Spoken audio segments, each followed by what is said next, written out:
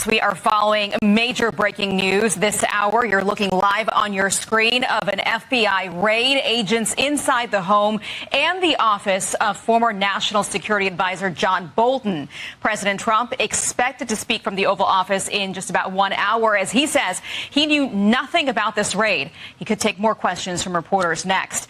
In Texas, the state Senate floor just opened for a vote on a new congressional map in that state, and we could see more delays and drama from Democrats today. Plus, in just about 30 minutes or so, Lyle Menendez will go before California's parole board in hopes of being freed more than 35 years after killing his parents. But we start with that stunning raid right now. FBI agents are at the home and office of President Trump's former National Security Advisor, John Bolton. We're told that it is part of a high-profile national security probe. This is the Faulkner Focus. Hello and welcome. I'm Aisha Hasni in for Harris. President Trump made his first comments about this raid just a short time ago. Listen. I don't know about it. I saw it on television this morning. I'm not a fan of John Bolton. He's a real sort of a lowlife. He's not a smart guy, but he could be a very unpatriotic guy. I mean, we're going to find out. I know nothing about it. I just saw it this morning. They did a raid. Well, as that was happening, FBI Director Kash Patel posted on X, "No one is above the law. FBI agents on mission." And Attorney General Pam Bondi adding this: "America's safety isn't negotiable. Justice will be pursued always." And Deputy FBI Director Dan Bongino adding, "Public corruption will not be tolerated." We've got former Assistant U.S. Attorney Andy McCarthy and former FBI agent, Special Agent Nicole Parker standing by for us. But first, let's get to David Spunt, who's been on this story all morning long. And David, no word yet from Bolton. No word yet, Aisha, from Ambassador Bolton. We've reached out to him. Somebody called from our Fox organization and phone immediately. We've reached out to his attorney, reached out to Bolton directly. It's not unusual that Bolton may come out and speak. He's no stranger to cameras. This happened, as we take a live look right now, outside his Washington, D.C. office about 7 o'clock this morning, but it began first at his home in Bethesda. Now, we're told there are still agents in both locations right now. As far as what agents are looking for, several sources tell Fox News they are looking for potentially classified documents. The FBI is not commenting. The Justice Department is not commenting. But what's unclear, what documents they are specifically looking for. You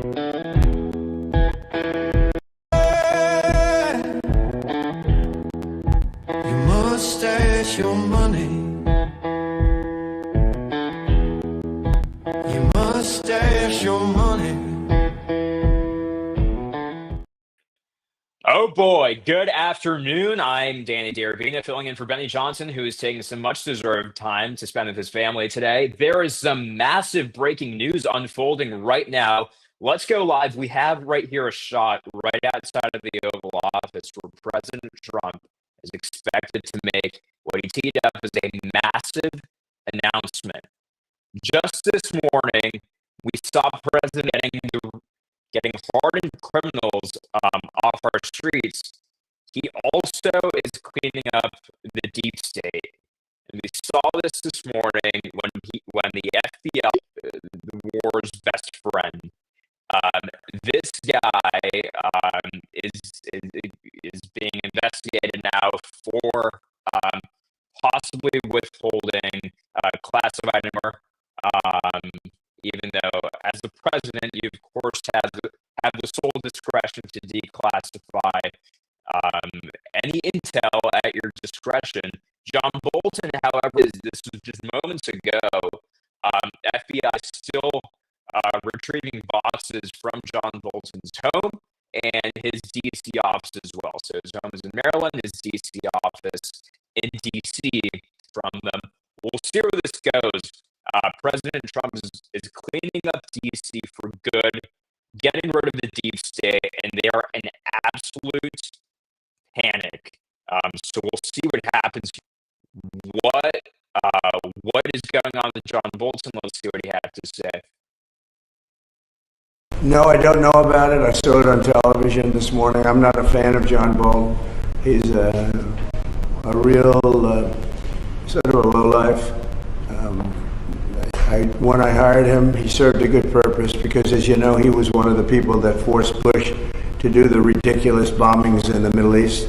Bolton, he wants to always kill people, and he's very bad at what he does. But he worked out great for me because every time he doesn't talk, he's like a very quiet person, except on television. If he could say something bad about Trump, he'll always do that. But he really doesn't talk. He's quiet. And I'd walk into a room with him with a foreign country, and the foreign country would give me everything because they said, "Oh no, they're going to get blown up because John Bolton's there." He's not a smart guy, but he could be a very unpatriotic guy. I mean, we're going to find out. I know nothing about it. I just saw it this morning. They did a raid. Do you expect the DOJ to brief you on this? Yeah, they'll brief me probably today sometime. And the foreign minister. I tell Pam and I tell the group, I don't want to know, but just you have to do what you have to do. I don't want to know about it. It's not necessary. I could know about it. I could be the one starting it. I'm actually the chief law enforcement officer, but I feel that. Okay, just checking. I'm seeing the comments right now. Can you guys hear me all right? Give me a thumbs up. Okay, we are, again, awaiting President Trump to walk out any moment now. The press has been called into the room. So let's see where okay, I'm hearing the audio is better. Okay, good. Thanks, guys. Again, here's the live shot of the White House. If you missed it, major news this morning, President Trump, of course, and his D.C. office, where he's suspected of withholding classified documents. So this is massive. Of course, this is what they try to go after Trump over, the cleanup job of the deep state. So, all right, just making sure you can hear me all right. Again, President Trump expects to walk out any announcements that President Trump can make. Of course, he might be speaking about John Bolton, maybe announcing new investigations. There's so much that can go Trump. Also, last night, joining the National Guard in D.C., in one of D.C.'s most dangerous neighborhoods, joining the National Guard, he brought them pizza. It was a whole scene. And President Trump might be giving an update maybe on the crime rates in D.C. Of course, this is the 8th consecutive day in D.C. without a homicide, which is unheard of. It's been a record. It's because of President Trump's muscular response to tackle crime in the city. We saw last night 76 new arrests. And we also saw 719 arrests total. So that was since President Trump took over 18 criminals.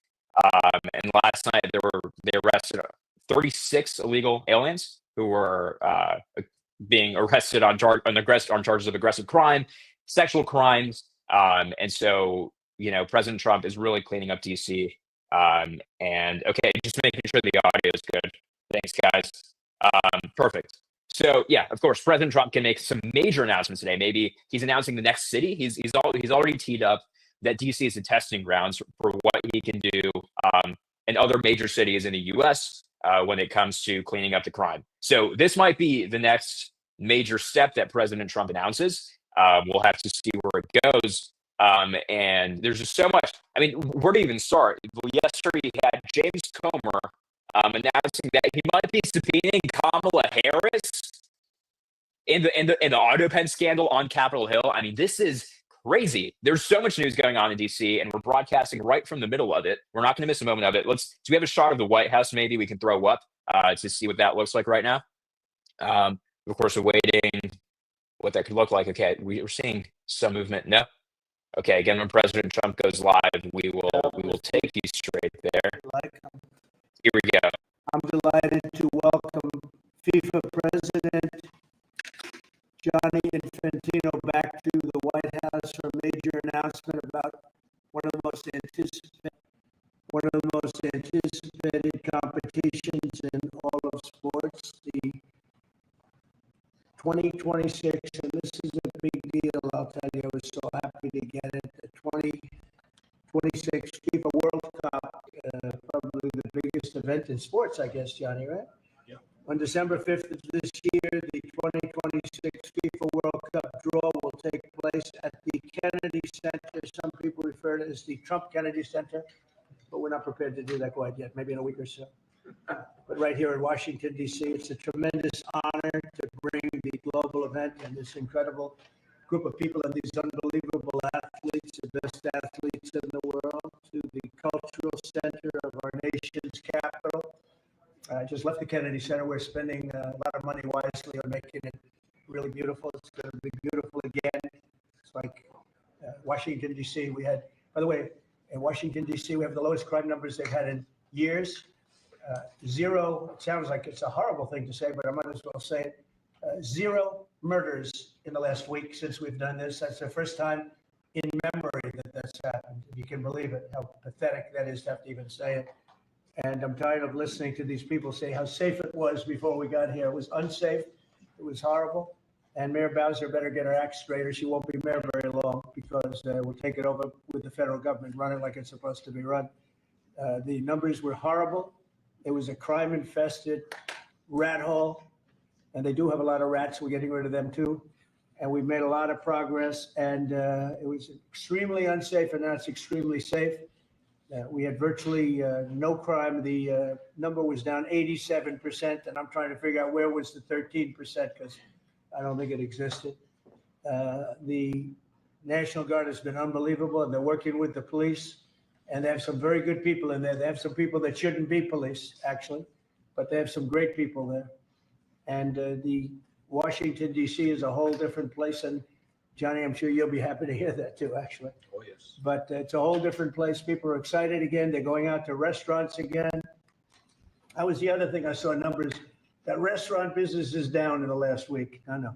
Restaurant business, you can't get into a restaurant. Just really lying people. And that's why people don't understand how bad and how dishonest the press is.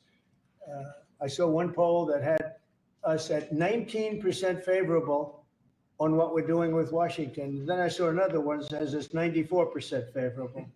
And I can tell you the 94% is correct. The others are fake, just fake news. They got to get their act together. So bad for our country, so sick, actually. So Washington, D.C. is really doing unbelievably well. And the Kennedy Center that we're fixing, I was just there all morning with contractors. We're making it unbelievable. It's going to be unbelievable. It's got great bones, but it needs a lot of work. The World Cup draw will set up the group stage of competition. 48 teams will play in 104 games across 16 North American cities, from Seattle to Vancouver to Atlanta to Miami. It's going to be so exciting for our country. The 2026 FIFA World Cup will be one of the largest and most complex events. This will be one of the greatest events, one of the largest. In a way, it's like Johnny said it better. It's like having many Super Bowls in a short period of time. Because each one of these games essentially is a Super Bowl. Some of them are bigger than Super Bowls, actually. But they're essentially, each one of these games is like a Super Bowl. The 2026 FIFA World Cup will be the largest, most complex set of events in sports history. And the Kennedy Center will give it a phenomenal kickoff, and we'll be involved, and they'll be working over there for quite a bit of time. We have it all set that they can stay there for the big events, the big press conferences and everything else. And they'll be in a very safe capital. That'll be nice. You don't have to worry about walking down the street, Johnny, okay? Thank you. But you could handle yourself. I could. Okay. Already, FIFA is projecting 6 million loyal fans will attend the World Cup events next year, and 6 billion more are going to be watching back home. And they think the $6 billion number is going to be actually a low number.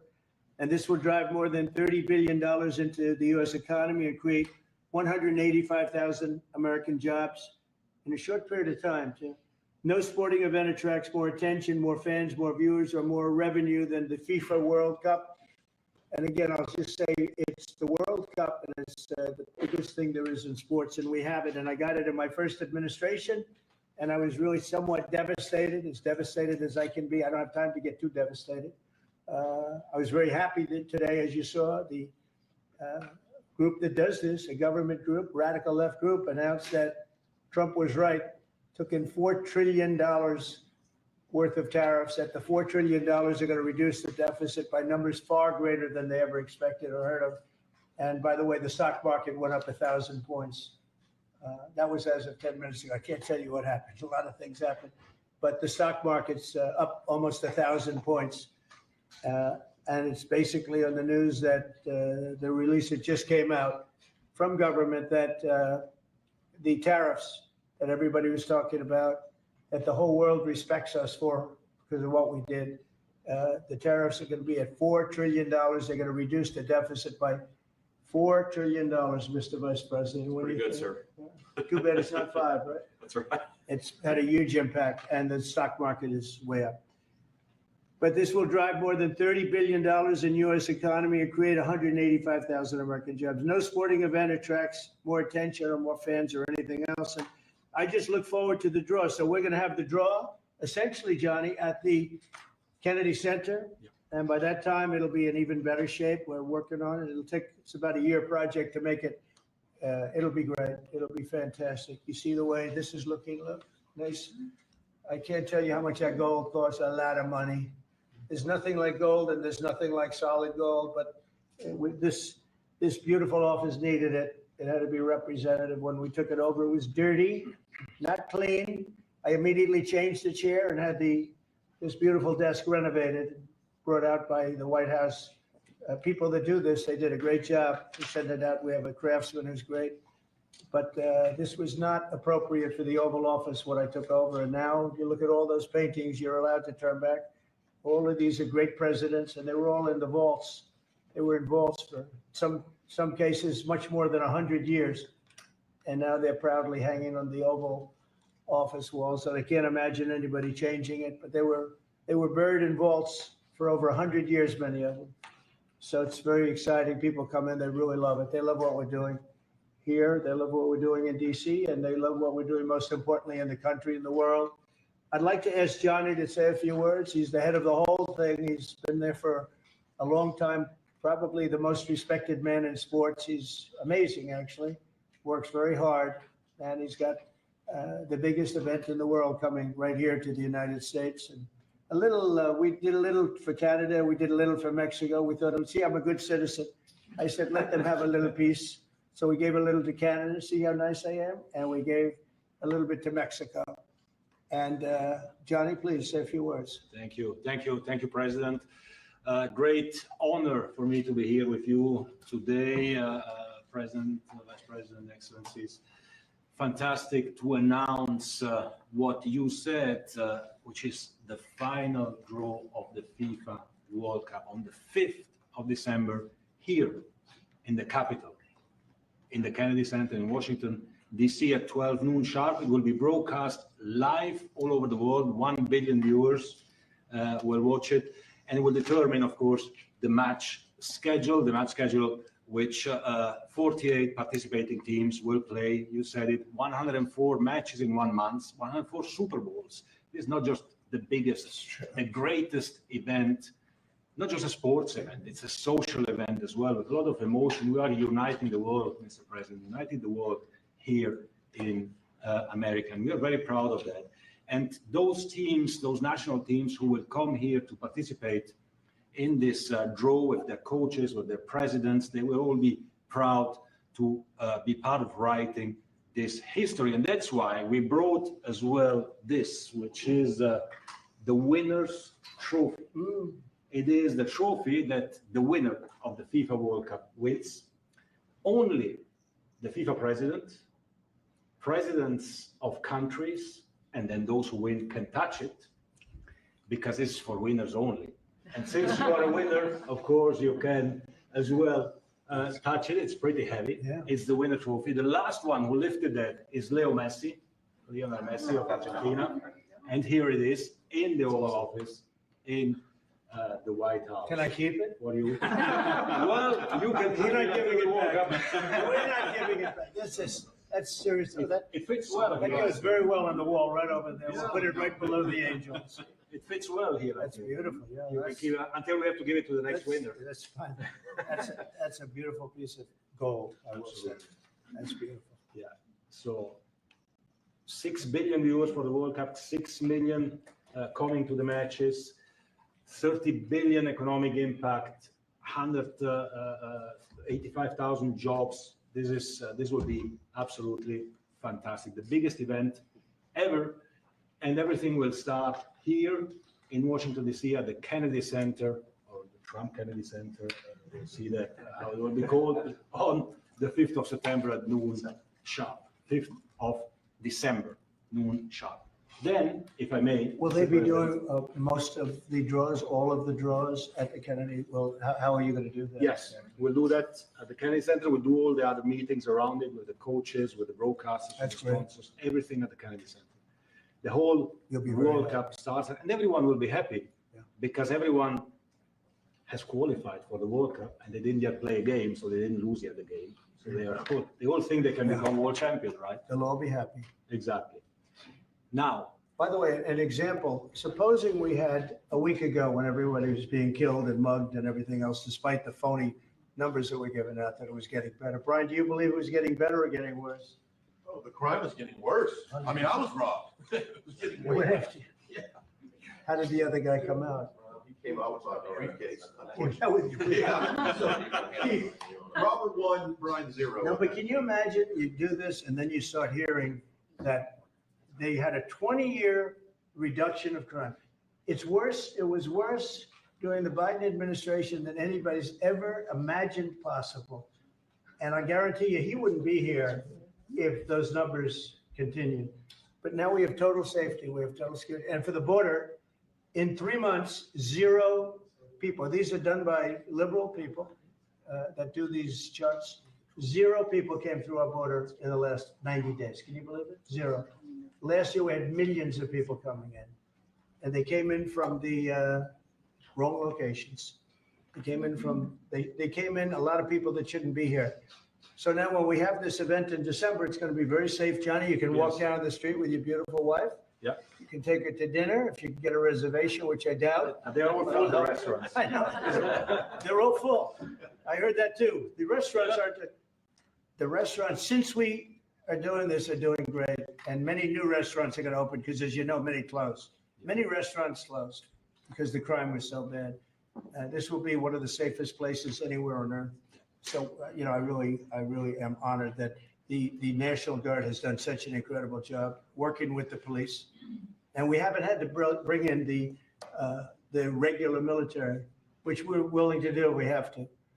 And after we do this, we'll go to another location and we'll make it safe also. We're going to make our country very safe. We're going to make our cities very, very safe.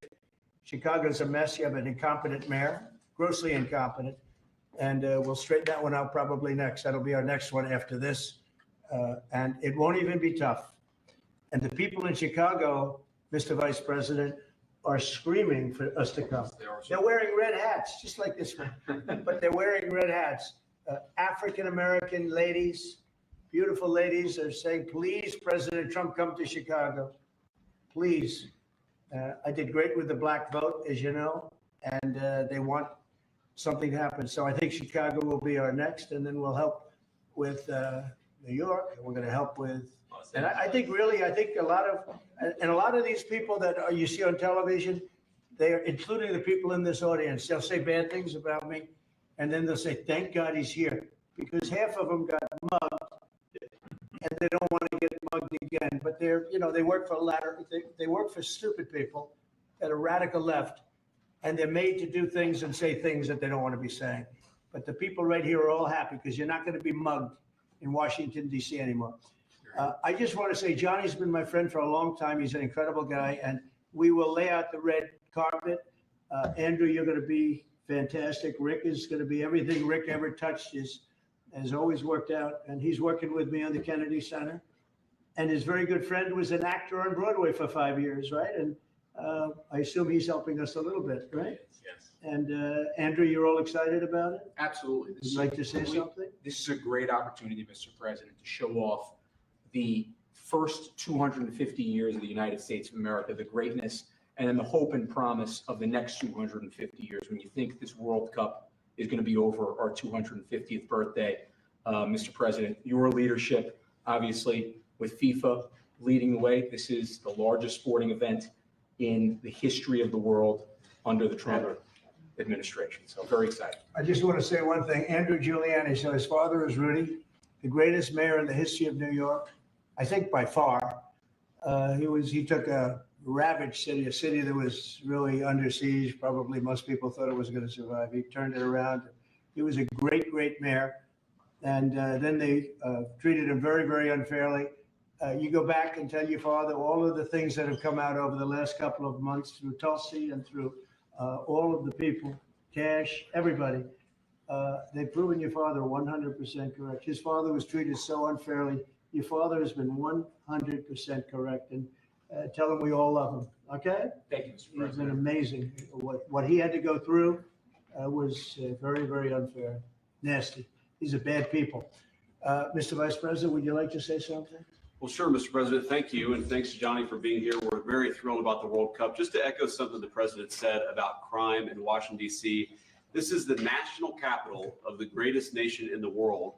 And we had murder rates just a few weeks ago that rivaled some of the worst third world cities anywhere, even in very, very poor regions of the world. Why did we accept that? Why did we allow it to happen? We allowed it to happen because we had broken leadership in Washington, D.C., and unfortunately sitting behind the Resolute desk. What we have shown in just under 2 weeks of taking law enforcement seriously is that the American people can have their streets back if their leadership is willing to put in the time and the resources. Mr. President, you've shown in Washington, D.C. that we can have safe streets again. We've just got to have the political willpower to focus on the bad guys and to give the American people back their communities. We are focused on doing that thanks to the president's leadership. Thank you. And that's a really very small percentage. It's 2%, 3%, but that 2% and 3% wreaks just havoc throughout a community. People are petrified. And I know there's a couple of the women in the back are shaking their head, yes, yes, yes. I won't report who you are because you'll end up losing your jobs, but it's true. It's amazing. And the police, and you look at the DC National Guard, I saw pictures of them last night getting off vans and all, and I saw some bad ones running, but they're not running so much anymore. They're not there. They're just not even, they're not even trying. You're totally safe. Now there'll be something happening sometime. I don't know. Maybe it won't be for a long time, but this was every night would get reports of people being mugged and get that. There's one woman on television last night. She had a badly busted up nose. And she's, well, I like our streets the way they used to be. And she thinks it's going to happen like by doing nothing. And they say, what happened to your nose? She got slugged by a guy walking down the street, slugged. Her nose will never be the same, I guarantee you, unless it takes a pretty good turn. She wasn't really for us. But she sort of said, well, maybe something has to happen. Before this happened to me, she got whacked. And I don't think she'll ever be the same. She almost became, she was a half a Trump fan, a woman that would have never been a Trump fan, but she was hit hard. It's not going to happen anymore. Not going to happen anymore. But then we're going to beautify the city too. That's where I was today at Kennedy Center. And we're going to beautify the city like it hasn't. And we're working with Clark Construction, the biggest construction company in Chicago, and in Chicago and Washington. And the head of Clark is great. He's all over the world, actually. But Washington, I would say, is their home. That's where they do the best work, the biggest work. And they're doing they've been doing a fantastic job. So you're going to have a fantastic, clean, beautiful place. It's going to be better than it ever was before, literally better than it ever was before. We'll get it done very quickly. And I want to thank Clark because they're doing a lot of work in a lot of different locations. But they've been fantastic for getting us the right contractors and the people that can really do the job right. And Johnny, did you want to say something? Yes, one more thing, because as you rightly say, with security and beautifying cities and the whole country, we want people to come and enjoy and have fun. And that's why this is not just the most iconic trophy in the world of sport, but we start on the 10th of September, the sale of tickets for the FIFA World Cup, and we have the first ticket here for the final. For you. Oh, That's cool. Wow. It's of course row 1, seed 1. It's ticket number 4547, and it's for the final in New York, New Jersey. And so you have your ticket already for the final. All the others, 10th of September, start getting your tickets. That's beautiful. Yeah. 6.5, 7 million tickets. Fans will enjoy the security here. Will be fantastic. You're going to do record business, I think. 100%. Christy, would you like to say something? Yeah, Mr. President, millions of people will come to this country, and we'll make sure they get their travel documents, their visas, that they want to come here and spend their money and I was growing up. He would say, Christy, you kids need to look like you respect yourself before anybody's going to respect you. And in this country, when people look at our streets, when they look at our capital, you're bringing respect back to this city. And people will respect our country more because it's safe, it's clean, it's beautiful. And what you're doing is transforming this nation by making sure that our laws are upheld. And millions of people are going to come and be able to enjoy it next year. And I'm excited about that. Thank you for doing that. Well, our country is respected again. And a year ago, we had a dead country. I'm telling you, it was a dead country. It was a country that had lost its way. It was a country that was going to fail. Look, even today, where they say $4 trillion in reductions.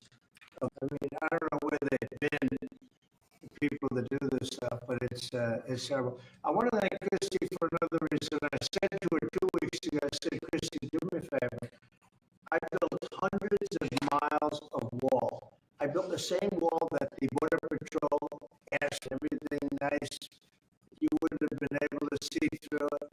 So I had Border Patrol in, and they tested everything else. And we gave them steel wall, high-grade steel, very hard to cut.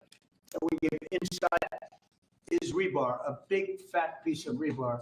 So you have all different materials that are very hard to cut. You need different instruments.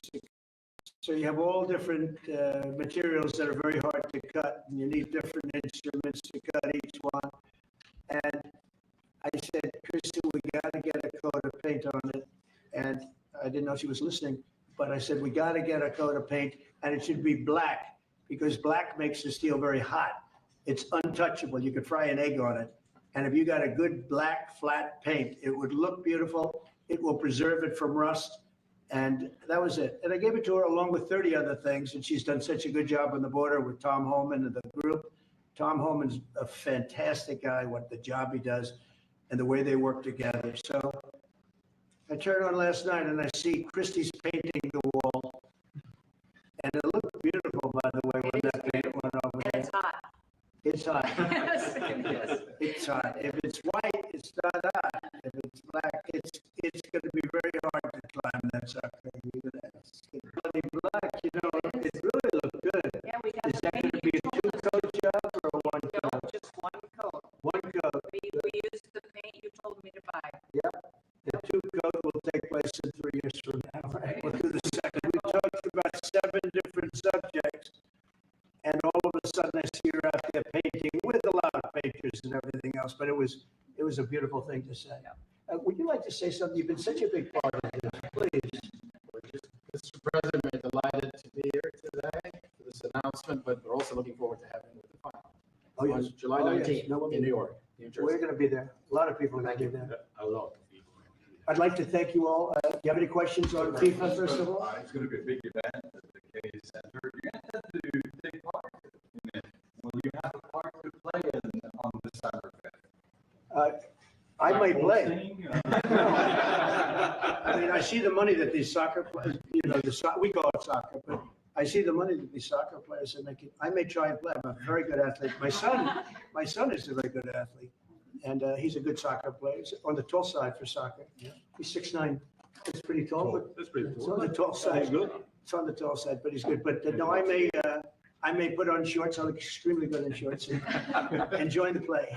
No, it's going to be a lot of fun. It's going to be good. Many foreigners who want to come to attend the event are concerned about the visa situation. Can you reassure them? No, they're going to have a very easy time getting in. Certain countries are going to be very, very easy, and other countries are going to be obviously a little bit more difficult. Would you like to explain that, Christine? Yeah, absolutely. We have a process set up that we'll be implementing on getting visas approved. Everybody will be thoroughly vetted, but they'll be welcome to this country. It'll happen quickly, and we're excited for them to come. So I would hope that around the world, people know that the United States is excited to bring their family here to enjoy this event. America welcomes the world. Yes. And I can really, from the collaboration that we have, testify for that. Absolutely. And I just sent a picture from somebody that wants to be there very badly. He's been very respectful of me and of our country, but not so respectful of others. But I'm going to sign this for him, but I was sent one, and I thought you'd all like to see it. That's a man named Vladimir Putin. who I believe will be coming, depending on what happens. He may be coming and he may not, depending on what happens. We have a lot of things happening over the next couple of weeks. But I thought it was a nice picture of him. Okay of me, but nice of him. So that was very nice that it was sent to me. Okay? Mr. President, on yes. that subject, have you talked to Vladimir Putin about the fact that yesterday a big U.S. factory was hit in a Russian airstrike in Ukraine? What's your reaction to I that? told him I'm not happy about it. And I'm not happy about anything having to do with that war. I settled 7 wars, and actually, if you think about pre-wars, add 3 more, so it would be 10. I thought this would be in the middle of the pack in terms of difficulty. No, I'm not happy about anything about that war. Nothing. Not happy at all. We'll see what happens. I think over the next 2 weeks, we're going to find out which way it's going to go. And I better be very happy. Mr. President, I had a very good call with Prime Minister Carney of Canada yesterday morning. Yes. Canada is taking away some retaliatory tariffs. He's removing his tariffs, yeah. Exactly. He's removing his retaliatory tariffs, which I thought was nice. And we're going to have another call soon. Yeah, we had a very good call. You're getting closer towards an Well, I agreement like on him. trade. I like him. You know, look, I'm fighting for the United States. Canada and Mexico have taken a lot of our business over the years, over 25, 30 years, especially during the Biden years. They took a lot of our business, and it's basically all coming back into the United States now. Well, hot as a pistol, and it's coming back in. Because of tariffs and the incentives we give, it's coming back. And it's impossible, I think, for another country to stop it. And we are working on something. We want to be very good to Canada. I like Carney a lot. I think he's a good person. And we had a very good talk yesterday. So I think it'll be good. Mr. President, I have a question about the search of Ambassador Bolton's home. The Vice President recently just did an interview saying that it's about classified documents, but that there's also broad concern about him. What are the concerns? Well, that I you haven't have? spoken to Pam in the group yet, but I will be. I saw that just like everybody else. I try and stay out of that stuff. I'm allowed to be, and I'm chief law enforcement officer, believe it or not. You know, I don't like to go around saying that, but I am. That's the position. But I purposely don't want to really get involved in it. I'm not a fan of John Bolton. I thought he was a sleazebag, actually. And he suffers major Trump derangement syndrome, but so do a lot of people, and they're not being affected by anything we do. I don't know anything about it. I just saw that. I'll find out about it. But if you believe the news, which I do, I guess his house was raided today, but my house was raided also, called Mar-a-Lago. They went through everything they could, including my young son's room and my wife's area. They went through her drawers, as the expression goes. They went through everything you can imagine. And when she came back, she said, she's very neat, you know, she's meticulous. And she looked and she said, whoa, this wasn't the way that she had it. So, you know, so I know the feeling. It's not a good feeling. Thank you.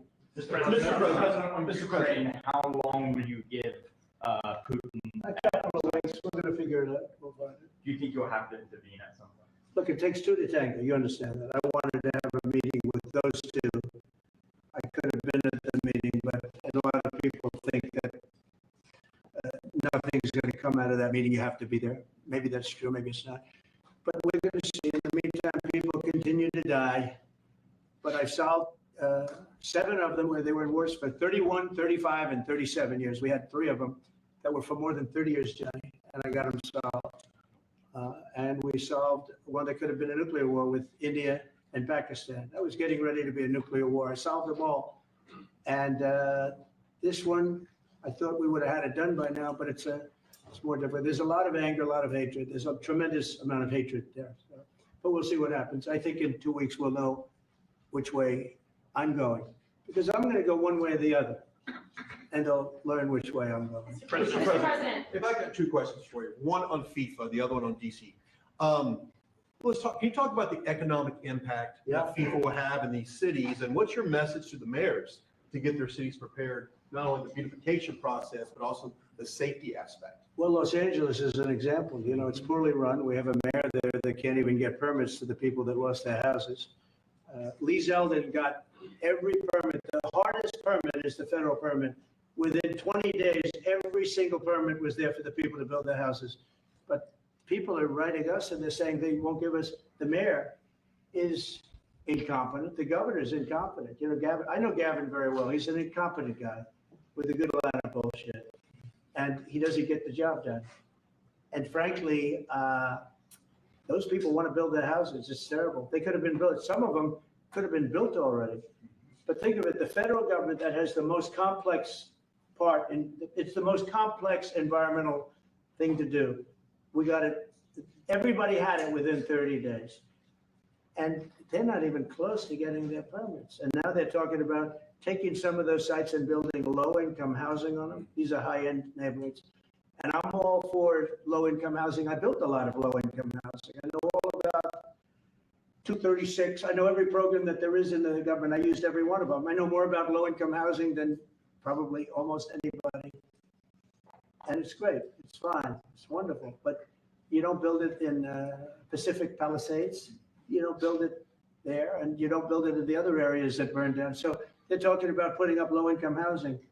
And you talk about riots. They're going to have riots if that happens because you're taking the people's property away. They want to build their houses, and they're unable to get permits from the mayor and from the governor. And that's a terrible thing.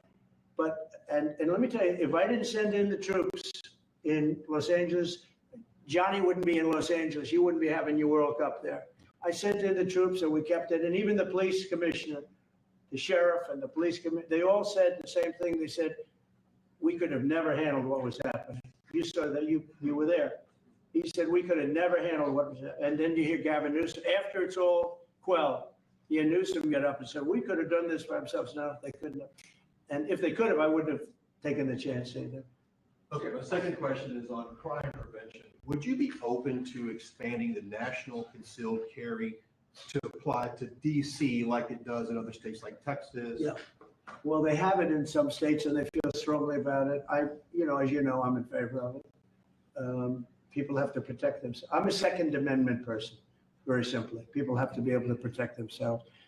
Especially like in Washington, you walk down the street, a guy comes up and slugs you. He's got a pistol in his hand. You can be tough, you can be in great shape, you can be a powerful person, or you can be a guy that weighs 100 pounds with a gun in your hand. And I'll bet on the guy with the gun 100% of the time, right? And so you need protection. So I'm a Second Amendment person all the way. Yeah, please. President Trump, you said this morning that you were working with Congress to get $2 billion to help clean up DC. Have you had John Thune about where they're going to get that money from? Which money? You said this morning that you're going to get $2 billion from Congress to help clean up. Yeah, I've spoken to Mike Johnson. I've spoken to John Thune, the Senate, the House.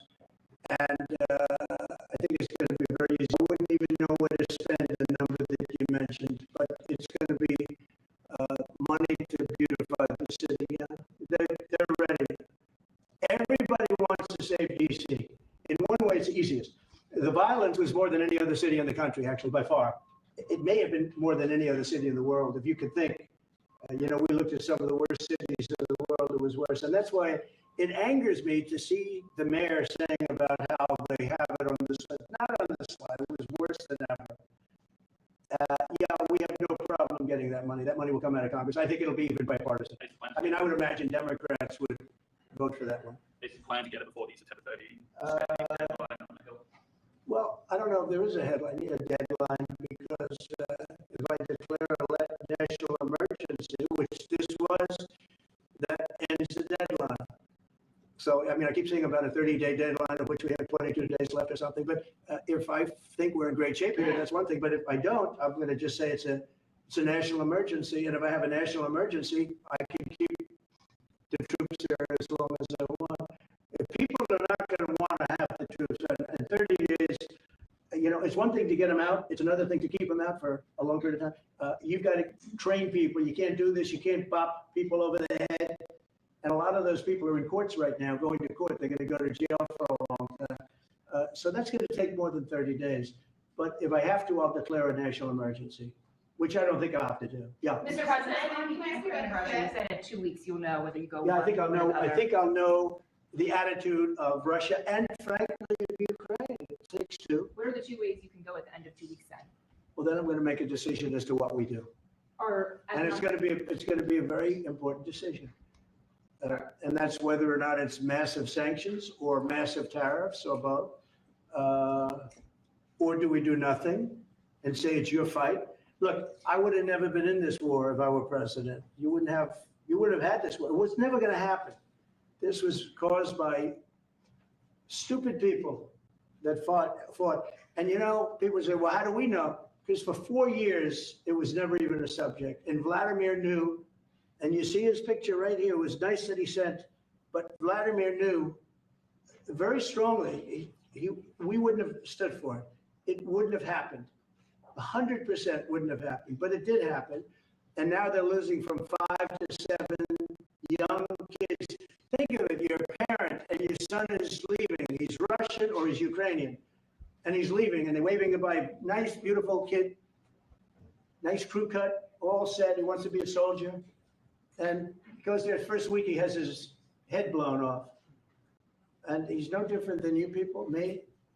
And it doesn't matter where. I mean, I solved a problem in the Congo that was vicious. Rwanda and the Congo, the Republic of the Congo. And they were fighting for 31 years, and it was machetes. People were getting their heads chopped off. That was going on for 31 years. I got it solved. You saw it. They came to the White House, and we signed an agreement. It was amazing. People can't believe we got it done. I love to stop killing. I really do. People thought it would be just the opposite. Hillary Clinton said, oh, he'll get us into a war. No, I'm getting everybody else out of wars. Are you saying there's a real possibility then that you do nothing if Putin doesn't come to the table? Nothing. If Putin doesn't come to the table for a ceasefire. I'll see whose fault it is. If there are reasons why, I'll understand that. I know exactly what I'm doing. We're going to see whether or not they have a meeting. That'll be interesting to see. And if they don't, why didn't they have a meeting? Because I told them to have a meeting. But I'll know in 2 weeks what I'm going to do. I'm pretty good idea. Your Justice Department is also sending some of the Epstein files over to the House Oversight Committee today. Are you in support of them releasing all of them? Keeping it open. If they wanted to Innocent release, people shouldn't be hurt, but I'm in support of keeping it totally open. I couldn't care less. You got a lot of people that it could be mentioned in those files that don't deserve to be. People, because he knew everybody in Palm Beach. I don't know anything about that, but I have said to Pam and everybody else, give them everything you can give them, because it's a Democrat hoax. It's just a hoax. The whole Epstein thing is a Democrat hoax. So we had the greatest 6 months, 7 months in the history of the presidency, and the Democrats don't know what to do, so they keep bringing up that stuff. But it affected them. Bill Clinton was on his plane and went to the island supposedly 28 times. I don't want to bring that up, frankly. You have Larry, whatever his name is, Summers, the head of Harvard, who was Jeffrey Epstein's best friend. Nobody ever talks about that. But I don't want to hurt Larry Summers, but he was best friends with Jeffrey Epstein. No, this is a Democratic hoax to try and get the significance of what we've done over the past 7 months. Nobody's ever seen anything like it. They say it's #1 in history. What we've done, including stopping 7 wars. I mean, just include that. And now you look at the stock market today, it's way up to start off with from where I took it. And this market was going to crash. If Joe Biden or Kamala were president, this market we would have had a crash like in 1929. You're not going to have that. It's only a question of how high is it going to go. You know, I had the strongest economy in the history of our country. And despite COVID, we had the strongest economy in the history of our country. And we're going to blow it away this time. I was always good at making a lot of money. And whether it was for myself or whether it was, I like doing it this way better. I mean, I like making it for the country. Our country's been ripped off by friend and foe, nations all over the world ripped off. And the friends have been much worse than the foes for the most part. And they're not ripping us off. We just signed a deal with the European Union. They're paying us essentially $950 billion, like a signing fee. They're going to buy $750 billion worth of energy. They weren't buying much of our energy there. And they're very smart in doing it. And as you know, Ursula was here a couple of days ago having to do with the people, the leaders that we had a great, people said they've never seen anything like it. Well, we had the leaders of Europe right here in the Oval Office. And she's so happy that she has an agreement. But people aren't ripping us anymore. We're run by, this country is run by smart people now. Mr. President, in Israel. One is that Intel, there have been reports that you're considering Intel? Can you tell us About the 10%? About the 10%. Yeah, I met a man, he was a very nice man, and I called for his removal because I saw something by a man named Tom Cotton, a senator from Arkansas, who's a great guy, friend of mine, supporter of mine, big supporter, I'm a supporter of his too. And he wrote a pretty nasty story about the head of Intel. And I said, well, if that's right, he should resign. And he came in, he saw me, we talked for a while. I liked him a lot. I thought he was very good. I thought he was somewhat a victim, but nobody's a total victim, I guess. And I said, you know what? I think the United States should be given 10% of Intel. And he said, I would consider that. I said, well, I'd like you to do that because Intel has been left behind, as you know, compared to Jensen and some of our friends, NVIDIA, some of the people and the people in, because Intel should have never been. Intel was the biggest, most powerful chip company in the world. And then they started leaving and they started going to foreign countries, in particular Taiwan. And if we had a president who would have said, okay, you can go to Taiwan, but we're going to put a 100% tariff or 200 or 300 or 500% tariff. Anybody that sells into the United States has to pay. They wouldn't have left. They would have never left and we wouldn't have. So in the meantime, we had people that were, in some cases, good politicians that weren't good on trade. I loved that man, but he was not good on trade. I totally disagreed. He allowed the car industry to be taken out of this country. We lost 50% of our car industry. But that's all coming back. It's all coming back. But if somebody would have said that with Intel, would be a giant right now. Now, with that, they've had some bad management over the years, and they got lost. And I said, I think you should pay us 10% of your company. And they said, yes. That's about $10 billion. I don't get it. This comes to the United States of America. And I said, I think it would be good having the United States as your partner. He agreed. And they've agreed to do it. And I think it's a great deal for them. And I think it's a great deal. He walked in wanting to keep his job, and he ended up giving us $10 billion for the United States. So we picked up $10 billion. And we do a lot of deals like that. I'll do more of them. If somebody has, like we have restrictive covenants with Jensen. We have, it's NVIDIA. And to unrestrict the covenant, nothing to do with losing our powers or military or anything, because that I wouldn't do. But there are things you can do that don't affect us, that actually help us. And if we're going to give somebody a free out, a restricted covenant, we have a strong restrictive covenant on certain industries. And I will absolutely give somebody a opening on a restrict to do a lot of business, which is good for us, as long as it doesn't hurt us in a security or military way. And if I do that, I think the country should be paid, because anybody else, I have it in real estate where I'll have a deal with somebody and I'll have them restrictive covenant. Then they'll come back and they'll say, I'd love to be able to build over here, but I'm not allowed to because you have me covered. You have me restricted. I say, I'll let you build over there, but pay me a lot of money. No different. But the country never did it because the country was run by foolish people. You said Chicago might be next. Are you making, have there been concrete steps that the administration is taking to do that? Or what are other cities? I haven't spoken to them. He's grossly incompetent. I haven't spoken to the man. No. When we're ready, we'll go in and we'll straighten out Chicago, just like we did DC. Chicago is very dangerous, great place. I built great stuff there. I have the most beautiful building in Chicago, I think. But I hate to see what's happened to Chicago. Chicago was our greatest city, actually. Bob Tisch, a great friend of mine, passed away. He used to own the Giants and very successful Lowe's. He said Chicago, I think they had their main office in Chicago. He said Chicago and San Francisco, the two greatest cities in the world.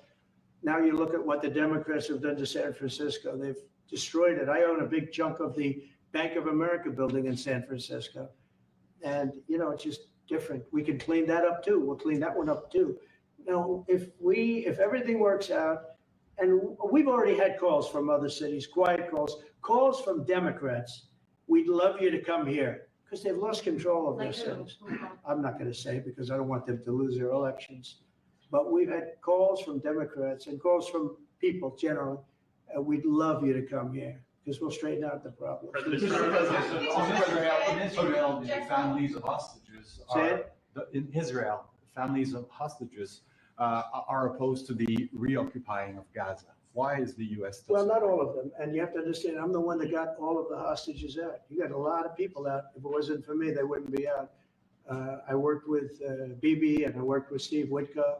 But if it wasn't for me, you would have all these hostages would most likely be dead right now, every one of them. So they all come up here. They come in groups of 10, 12, 13, and many of them, and I've gotten to know a lot of them. They're great people. What they had to go through is incredible. But so now they have 20, but the 20 is actually probably not 20 because a couple maybe aren't around any longer. It's a terrible thing. No, I don't like anymore. I said, you know, when you get down to 20, they're not going to make deals anymore. And they didn't. And then I put out a statement, as you know, that was a tough statement, go in and get them. And they said, we'll give you 10, we'll give you 10. I don't know what Israel's doing, but they were willing now immediately to give us another 10. The situation has to end. It's extortion and it has to end. And we'll see what happens. I actually think they're safer in many ways if you went in and you really went in fast and you did it.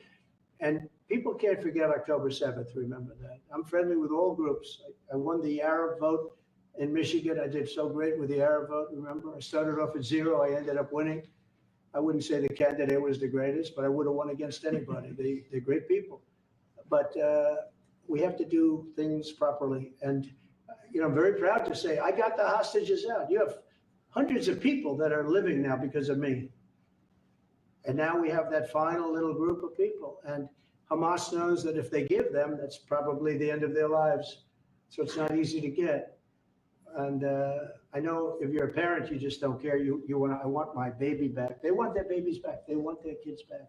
And I understand it. But I got them out and did a good job. And we're doing everything we can to get the hostages out.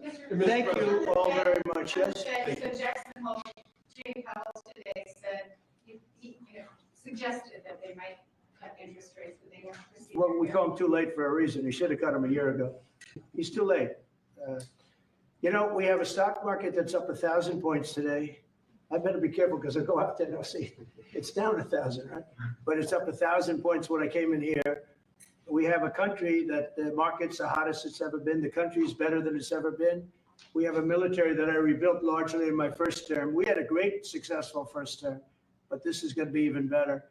But we rebuilt it. We gave a lot of it away to Afghanistan, but relatively small compared to the overall. But I think it was the most embarrassing day and period in the history of our country that they allowed those 13 wonderful people, but it's really hundreds of people were killed. And they don't talk about the 48 that were so severely wounded with no legs, no arms, nobody ever mentions them except me. But that was the worst day, the most, it just showed how incompetent. Frankly, if that didn't happen, I really believe that you might not have had the problem with Russia. I think Putin was sitting there watching these stupid people running our country and said, this is a time to invade. It's, you know, this is a time. And then Biden made the statement, well, he can do a small incursion. When he said that, it was off to the races, right? When he said he can do a small incursion, remember that? I was surprised he knew the word incursion. I didn't think he had that good of a vocabulary. I want to thank everybody. It's very important to me and to everybody up here, the World Cup. And Johnny has been so incredible. I mean, he's really a great leader.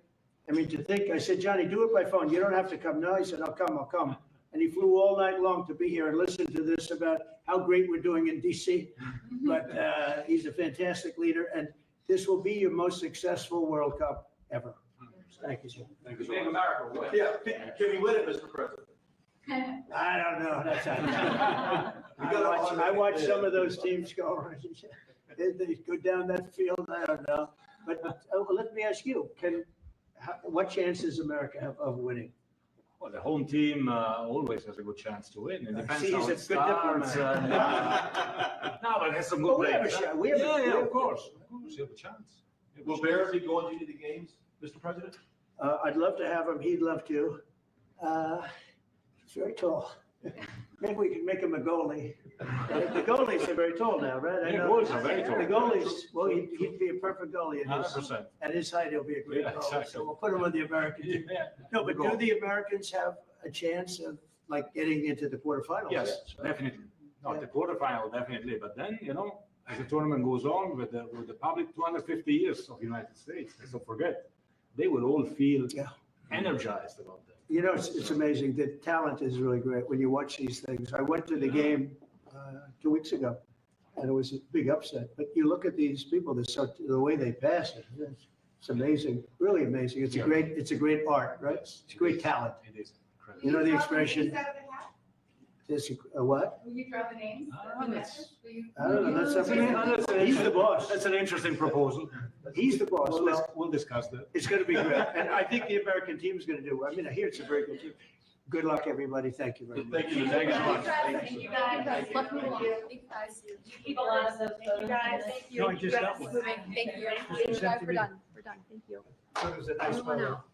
Thank you very much. You guys keep moving. Thank you. Andre, this way. Everybody, this way. Thank you, everybody.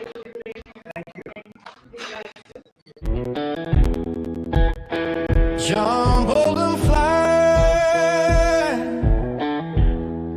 You must stash your money. You must stash your money. It's the Danny Show, where the truth gonna be. Faith and freedom on your TV screen. Stand up tall, run from CBP, but don't ever fear. It's the Danny Show. It's like the Benny Show, but with better hair. From the border to the stage, Danny sharp like a blade. Homie, cut the bullshit, watch the truth escalate. With the warrior's heart, this vato never fades. You know it's prime time when Danny invades. It's the Danny Show, where the truth gonna be. Faith and freedom on your TV screen. Stand up tall, run from CBP, but don't ever fear. It's the Danny Show. It's like the Benny Show, but with better hair.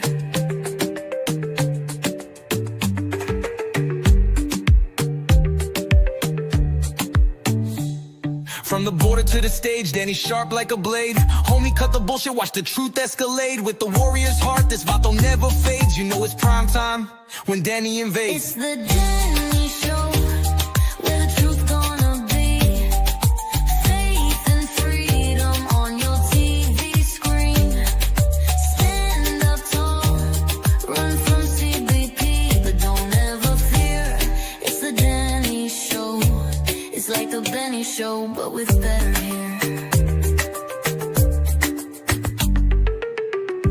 Benny Show, but with better hair.